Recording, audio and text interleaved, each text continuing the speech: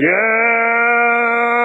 Them bones, them dancing bones. Kick Sugar's ass. That's right.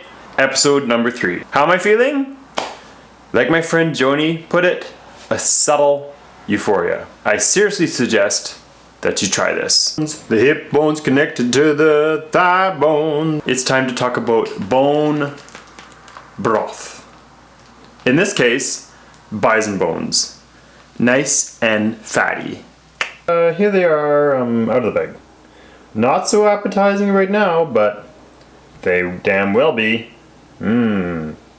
If you've been eating lots of sugar and carbs, there's a chance that you need to do a little bit of gut repair. This book, Gut and Psychology Syndrome, one of the best reviews of anatomy and nutrition and how those two are intimately linked. I'm going to read you something. It's story time! Specifically about gut lining recovery. The thigh bone's connected to the knee bone. Bone broth provides the building blocks for rapidly growing cells of the gut lining, and they have a soothing effect on any areas of inflammation in the gut. Check out this book.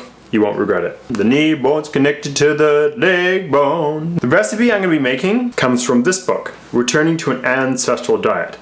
Michael Smith, one of my teachers in Nelson. Check out his YouTube channel. Here. Let's get cooking. It's time to make the bones very tasty. You take a salt and pepper mixture and you sprinkle it all over. Might need to rub it in a bit too.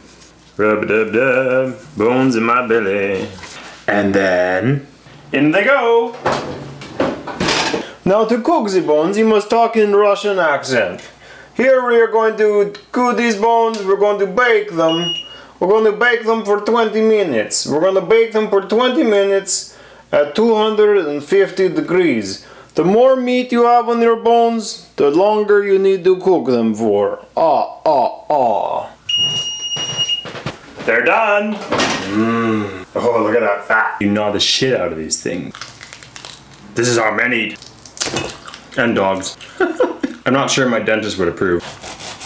Why do I feel like I belong in a cave somewhere? And now that your bones are nice and clean, you cover them in like 2 inches of water. Alright. Bones and water in the pot.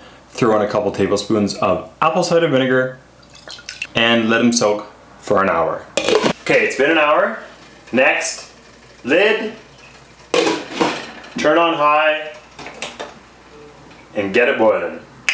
And now that shit's rolling, turn that shit down to like 2. On my stovetop, between minimum and 2. It depends on your stove. You'll figure it out. And let it go overnight. Let it just boil away. See you in the morning. Good sleepies to you. Good morning. First thing you want to do is skim off the scum that's developed on top of the broth. Dirty scum. Dirty, dirty scum. And when you're done skimming the scum, it's time to get the bones in the bowl. I use strainers to do this. Just makes it easy. So the bones have cooled down, and now it's hammer time. The reason you're doing this is to release the marrow. The marrow is where all the good stuff is stored. Oops. Next we go back into the pot. Add a bit of salt and let her go for 24 hours. It's only been a few hours. I think at this point, it wouldn't be a bad idea to do a taste test. Needs more salt and maybe a bit more water.